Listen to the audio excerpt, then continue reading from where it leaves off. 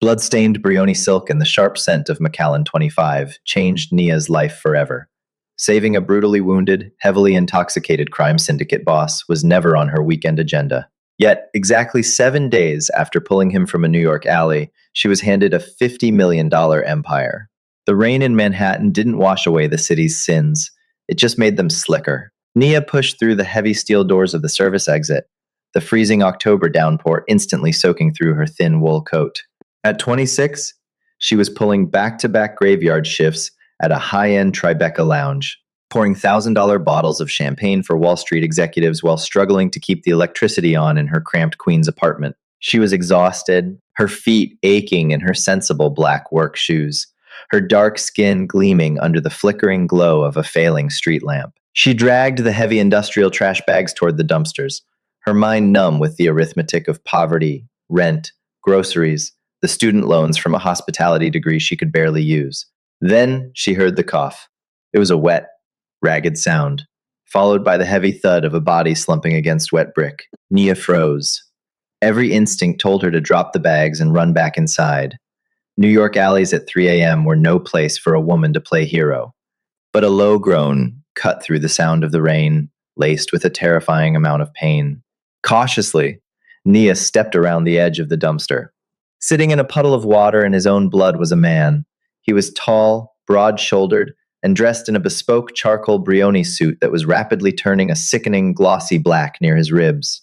His head hung low, but as Nia approached, he looked up. He was striking sharp jawline, piercing dark eyes that held a dangerous, predatory clarity, despite the obvious haze of severe intoxication and blood loss. He was Jaden. Though his name sounded like it belonged on a Connecticut golf course, the elaborate, dark ink creeping past his collar revealed his true identity, the apex predator of the city's most elusive Korean crime syndicate. "Hey," Nia said, keeping her distance, her voice trembling slightly. "I'm calling an ambulance." She reached into her pocket for her phone. Faster than a man bleeding out had any right to move, Jaden's hand shot out. His grip wrapped around her wrist like a steel vise.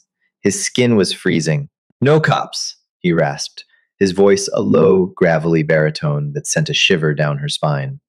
The smell of expensive Macallan 25 whiskey and copper flooded her senses. "No hospitals. They have people there." "You're dying," Nia stated, staring at the terrifying amount of blood pooling around his expensive Italian leather shoes. "I've survived worse," he muttered, though his eyelids fluttered. With his free hand, he clumsily unclasped a heavy, solid platinum Rolex Daytona from his wrist and shoved it toward her. The watch was worth more than Nia would make in 5 years. "Take it. Just get me to the Mandarin Oriental. Private garage. Code is 0499. Nia looked at the blood-smeared watch, then down at the man. She was a black woman in an alley with a bleeding, tattooed mobster. If the police showed up, she knew exactly how the narrative would be spun, and none of it would end well for her. She didn't want his watch. She just didn't want him to die alone in the garbage. "Keep your watch," Nia said, shoving the Rolex back into his coat pocket. "Can you stand?" With a grunt that sounded more like a growl, Jaden leaned his weight heavily onto her. Nia gritted her teeth, her muscles burning as she supported his massive frame. She half-dragged, half-carried him 2 blocks to where her battered Honda Civic was parked under a bridge. By the time she poured him into the passenger seat, her own hands were stained crimson. The drive to Columbus Circle was a blur of neon lights and tense silence. Jaden drifted in and out of consciousness, occasionally muttering instructions in rapid, sharp Korean, before switching back to English to give her directions. They bypassed the gleaming lobby of the Mandarin Oriental, pulling into a private subterranean garage. Nia punched in the code he had given her, and a heavy steel door slid open, revealing a private elevator. When the doors opened at the penthouse, Nia gasped. The apartment was a sprawling, multi-million-dollar fortress of glass and marble, offering a panoramic view of Central Park.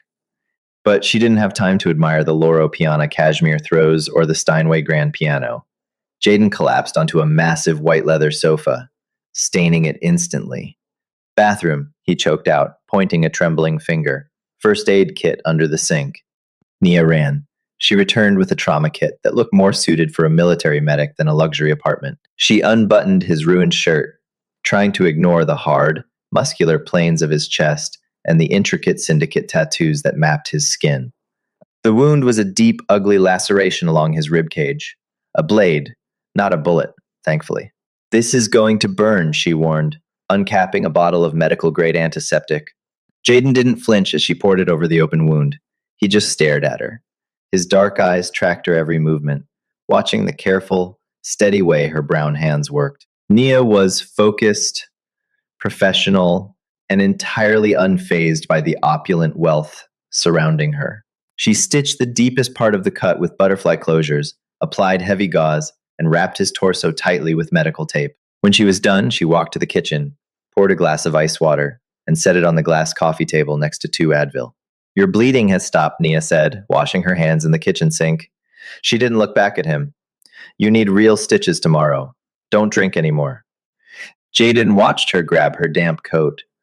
What's your name? He asked, his voice barely a whisper in the massive, quiet room. Nia, she replied, heading for the elevator. You didn't take the watch, Nia. You didn't ask for money. I don't want your money, Nia said, pressing the elevator button. I just didn't want to step over a dead body on my way home. Have a good life, Jaden. The elevator doors slid shut, leaving the syndicate boss sitting in the silence of his penthouse, staring at the empty glass of water she had left him. 1 week later, the memory of the bleeding man in the Brioni suit felt like a fever dream to Nia.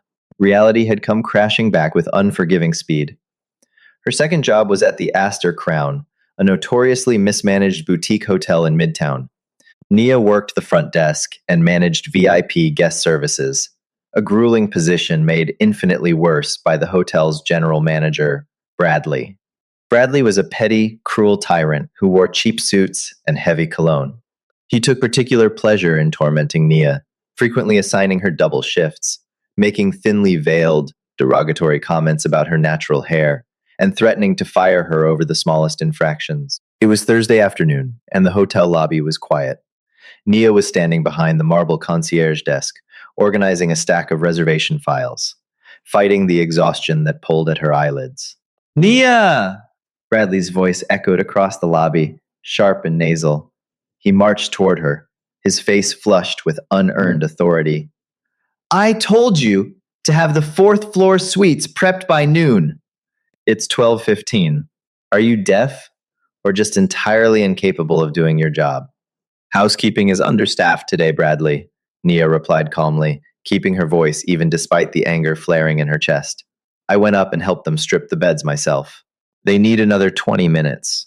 I don't pay you to make excuses, Bradley sneered, slamming his hand on the marble desk.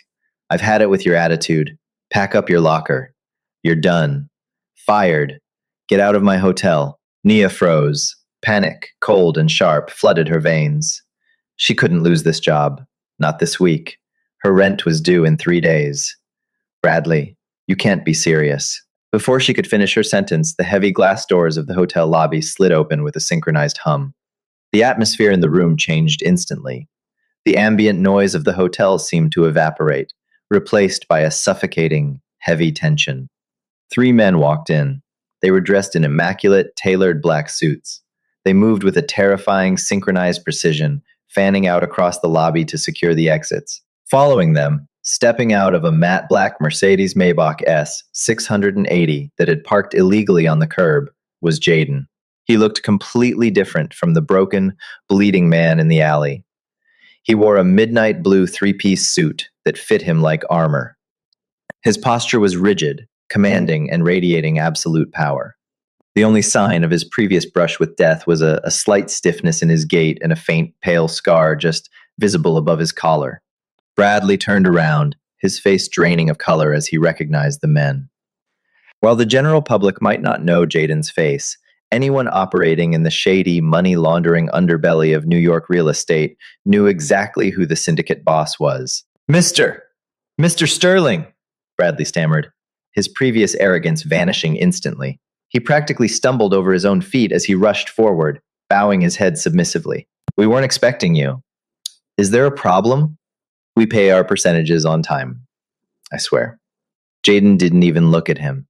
He walked past the terrified manager as if he were entirely invisible, His dark eyes locked onto the concierge desk. He stopped directly in front of Nia. Nia stared at him, her heart hammering against her ribs. Hello, Nia, Jaden said, his deep voice carrying clearly through the dead silent lobby. Jaden, she replied, trying to keep her voice steady.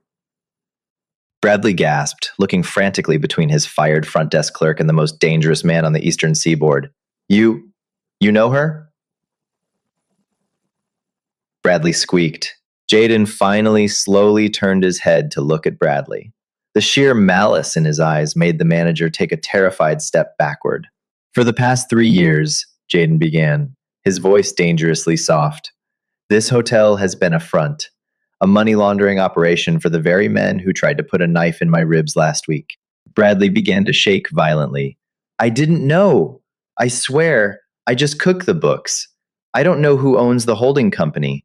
I know you don't, Jaden interrupted smoothly, because as of 9 a.m. this morning, my corporation executed a hostile takeover of the holding company. I bought the debt.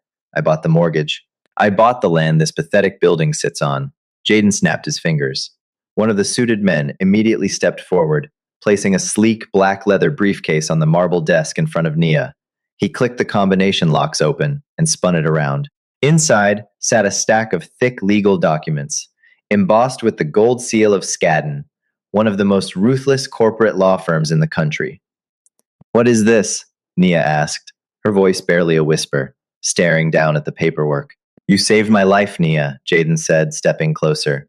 The scent of Macallan and crisp cologne washed over her, completely erasing the smell of the cheap hotel. I looked into you. I saw how hard you work. I saw how this parasite, he gestured dismissively toward the trembling, Bradley treats you. You refused my money. You refused my watch. So I had to find a different way to repay the debt. Jaden reached into his breast pocket, pulled out a heavy Mont Blanc fountain pen, and placed it on top of the documents. Sign the bottom line, Jaden commanded softly. The holding company has been transferred entirely into your name. The taxes are paid for the next 10 years. The accounts hold $10 million in operational capital. You don't work at the Astor Crown anymore, Nia. Nia looked up, meeting his intense, dark gaze, her breath hitching in her throat. You own it, Jaden finished, a faint, dangerous smirk playing on his lips. Now, I believe you have a manager to fire. The transition from a minimum wage employee to a multi-million-dollar property owner did not happen overnight, despite what the movies portrayed. It involved grueling, 90-hour weeks, mountains of paperwork, and an army of corporate attorneys from Skadden, Arps, Slate, Meager, and Flom, who treated Nia with a mix of calculated respect and deep underlying confusion. For the first month, Nia practically lived in the executive suite on the top floor of the Astor Crown. She fired Bradley's cronies, promoted the overworked housekeeping staff to management, and audited every single ledger the hotel possessed. She learned very quickly that the hotel was barely making a profit through hospitality. Its real revenue was entirely digital. Hidden behind a false wall in the subterranean boiler room was a localized server farm. It was a dark pool routing station, filtering millions of dollars in untraceable cryptocurrency and offshore SWIFT transfers through the hotel's legitimate daily transaction logs. Nia stood in the humming, air-conditioned server room on a Tuesday night, staring at the blinking blue lights. She wore a tailored crimson blazer and crisp black trousers, a stark contrast to her old uniform. Her natural hair was styled in an elegant, sweeping updo. She looked every inch the CEO, but the cold knot in her stomach belonged to a woman who realized she was holding a live grenade. You weren't supposed to find this. A deep voice echoed from the steel stairwell. Nia didn't flinch. She had learned the sound of his footsteps over the past few weeks. Jaden stepped into the fluorescent light. He wore a charcoal cashmere overcoat over a black turtleneck, looking less like a syndicate boss and more like a European tech billionaire. I managed this building's inventory for 2 years, Jaden, Nia said, crossing her arms. I know how much electricity 10 floors of empty rooms consume. When the Con Edison bills showed a spike equivalent to a small factory, it wasn't hard to trace the wiring. This is how you launder the money. Jaden walked closer, the space between them shrinking until she could smell the familiar, intoxicating blend of Macallan and crisp cedar. It was how the rival faction laundered their money. The men who gutted me in that alley. When I bought the hotel's debt and handed the deed to you, I effectively severed their primary financial artery in North America. Nia's eyes widened. You didn't just give me a hotel to say thank you. You used me as a corporate shield. If their money is flowing through my servers, I'm the one the feds will look at. And I'm the one this rival faction will come for. I would never let them touch you, Jaden said, his voice dropping an octave, heavy with a dark, terrifying sincerity. He reached out, his knuckles lightly brushing against the sleeve of her blazer. The contact sent an electric jolt through her skin. The servers are dormant. My engineers locked them down the day you signed the papers. But Elias, the man running the opposition, is bleeding cash. He needs this infrastructure back. Then rip it out, Nia demanded, her brown eyes flashing with anger. I'm trying to run a legitimate business. I just secured a contract to host the Cartier Winter Gala. I cannot have ghost money and mobsters in my basement. If I destroy the servers, Elias realizes he has nothing to lose, and he burns this building to the ground with you inside it, Jaden explained, his jaw tightening. As long as the hardware is intact, he will try to take it back quietly. It gives me time to dismantle his crew. So, I'm bait, Nia said flatly. Jaden sighed, running a hand through his dark hair. The ruthless predator she had seen in the lobby was suddenly replaced by a man carrying an unbearable weight. You were never supposed to be involved, Nia. But you saved my life. In my world, a life debt is absolute. By saving me, you inadvertently declared a side in a war you knew nothing about. Elias knows who you are. He knows what you did. Before Nia could respond, her smartphone vibrated violently in her pocket. It was an alert from the hotel's newly upgraded internal security system.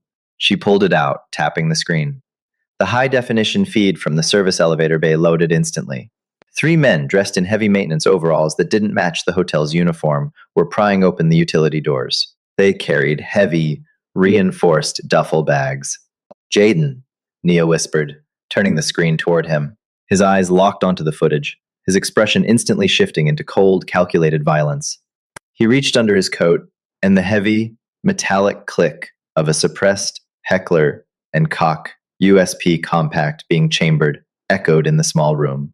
They aren't here for the servers, Jaden said, his voice devoid of emotion. They have tactical gear. They're here to make an example of the new owner. Panic flared in Nia's chest, but she ruthlessly shoved it down.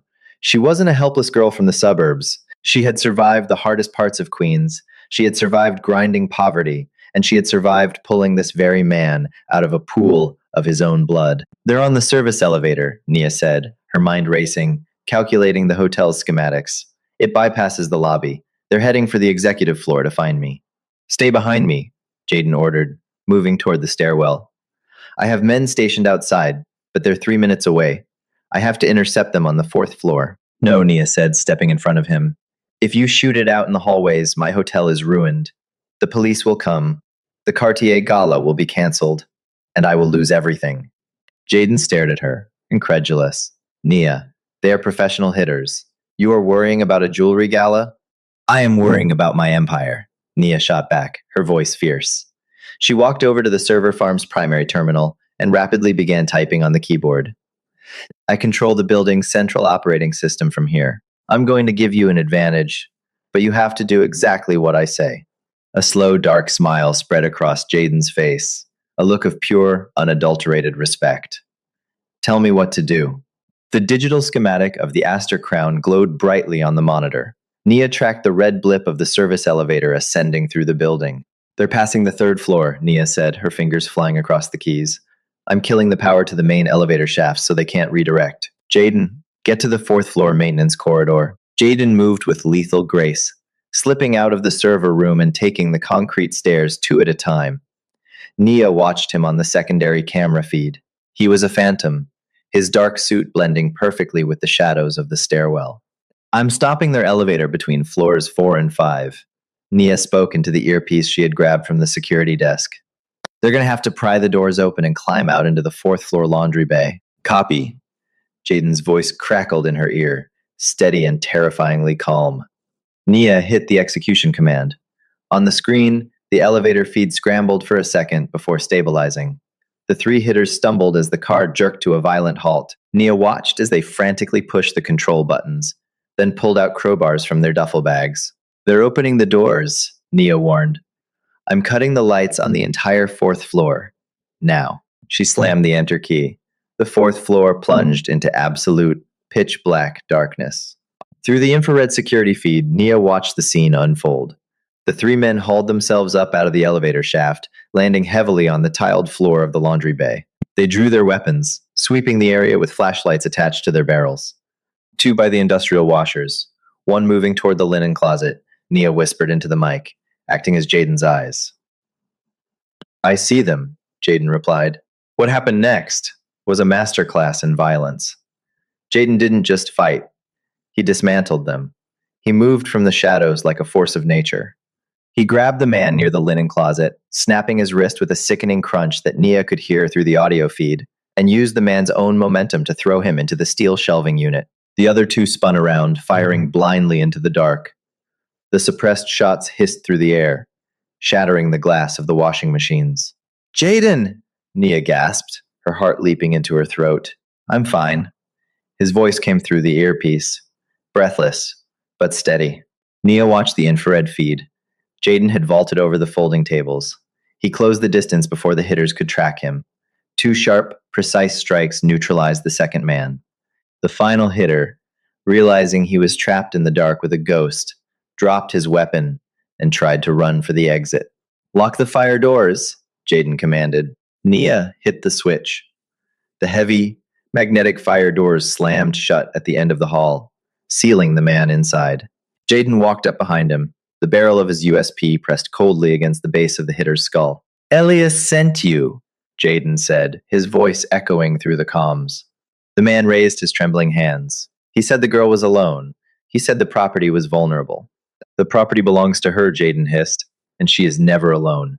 Tell Elias if he steps foot in Manhattan again. I won't just take his money. I'll take his head. Now run.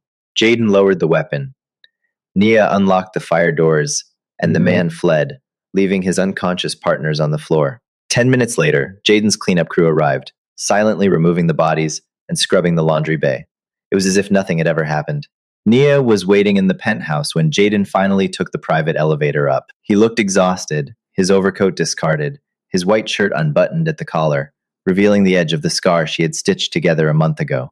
He walked over to the wet bar, poured 2 glasses of Macallan 25, and walked over to where Nia stood by the floor-to-ceiling windows, looking out over the glittering skyline of New York. He handed her a glass.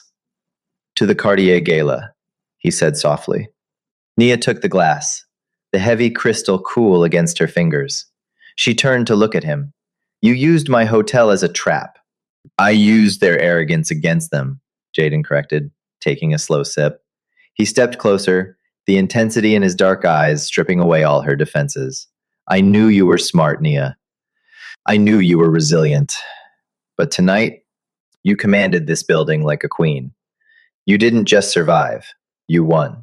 Nia looked up at him, the adrenaline finally fading, leaving behind a raw magnetic pull between them. She had spent her entire life fighting for tips, fighting for rent, fighting to be seen in a city that preferred her invisible. But with Jaden, she didn't have to fight. He saw her exactly as she was, powerful, intelligent, and lethal in her own right. I don't want a gilded cage, Jaden, Nia whispered, the space between them virtually non-existent now. If I'm going to be in this world, I am a partner, not a pawn, not a piece of property. Jaden reached out, his large, warm hand cupping her jaw. His thumb traced the line of her cheekbone, his touch incredibly gentle for a man with so much blood on his hands. You own the hotel, Nia, Jaden murmured, his gaze dropping to her lips. But you own me, too, partner. He leaned down, and when his lips met hers, it wasn't a tentative spark, it was an inferno. It tasted of expensive whiskey, danger, and an absolute unbreakable loyalty. Nia kissed him back, her hands gripping the lapels of his suit, pulling him closer. In the reflection of the glass, high above the chaotic streets of Manhattan, the waitress from Queens and the undisputed king of the underworld forged an empire of their own, sealed in blood, bound by trust, and completely, terrifyingly unstoppable. Did Nia make the ultimate power play, or is she playing with fire by fully partnering with a mafia boss? Drop a comment below with your thoughts on her bold move. If you loved this intense, twist filled romance, hit that like button, share this story, and subscribe to the channel for more incredible real life inspired dramas.